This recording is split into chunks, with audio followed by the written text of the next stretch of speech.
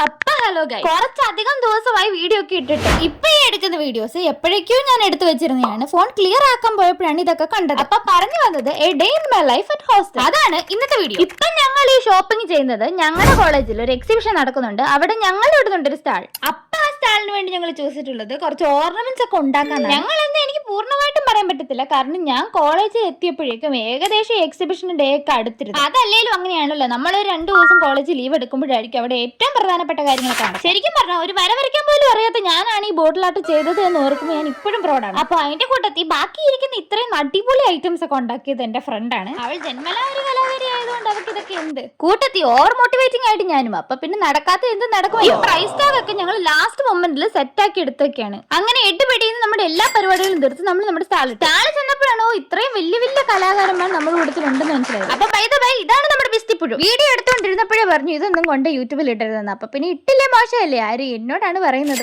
ഇതൊക്കെയാണ് നമ്മൾ ഉണ്ടാക്കിയ ഐറ്റംസ്. കുറെ അധികം കമ്മലും പിന്നെ ചെയിനും മാലയും ക്ലിപ്സും അങ്ങനെ കുറെ ഐറ്റംസ് ഒക്കെ ഉണ്ടാക്കി. അങ്ങനെ നമ്മുടെ സ്റ്റാളിന്റെ 3rd പ്രൈസ് ഒക്കെ കിട്ടി. അങ്ങനെ ഹോസ്റ്റലിൽ ചെന്നപ്പോ തന്നെ ഒരു റീൽ എടുത്താക്കാന്ന് വിചാരിച്ചു. ആ കഷ്ടപ്പാടാണ് നിങ്ങൾ ഈ കാണുന്നത്. പാട്ട് കേട്ടാ പിന്നെ എന്നിൽ ഉറങ്ങി കിടന്നിരിക്കുന്ന ഡാൻസുകാരി അങ്ങ് ഉയർത്തെഴുതേക്കും. ഇത് നമ്മുടെ ഹോസ്റ്റലിലെ സൈഡിലത്തെ വ്യൂ ആണ്. ആദ്യം ഞാൻ പ്ലാൻ ചെയ്തത് ഈ കോട്ടിൽ ഒന്ന് കളിക്കാന്നാണ്. പക്ഷെ ഇപ്പൊ നിങ്ങൾക്ക് കാണുമ്പോൾ തന്നെ അറിയായിരിക്കും നല്ല രീതിയിൽ സ്ലിപ്പറിയാണ്. വെറുതെ വീടുണ്ടല്ലോ എന്നോർത്ത് ഞാൻ ആ സൈഡിലോട്ട് മാറിയെന്ന് കളിക്കേണ്ടി വന്നു. ഡാൻസ് ഒക്കെ ചെയ്ത് കളിച്ച് ക്ഷീണിച്ചോണ്ട് കുളി അങ്ങോട്ട് പാസ്സാക്കി. ഞാൻ കുളിക്കുന്നില്ല എന്ന് പറയുന്ന ഫ്രണ്ട്സിനാണ് ഈ ഒരു ക്ലിപ്പ് ഞാൻ ഇട്ടത്. ഞാൻ വെള്ളം പോലും കാണാറില്ല എന്ന് പറയുന്ന ഫ്രഷ് കമന്റ് ഇവിടെ ഇനി നിരോധിച്ചിരിക്കുന്നു. സബ്സ്ക്രൈബ് ചെയ്ത് ലൈക്ക് ചെയ്യാൻ മറക്കല്ലേ. അപ്പൊ എല്ലാവർക്കും ശുഭദിനം.